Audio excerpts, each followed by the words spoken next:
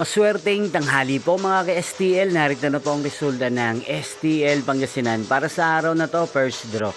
January 1, 2026, araw ng Webes.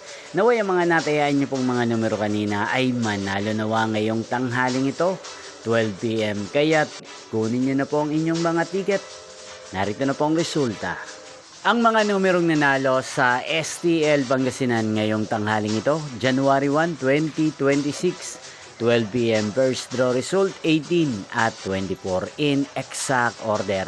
Again, 18 at 24.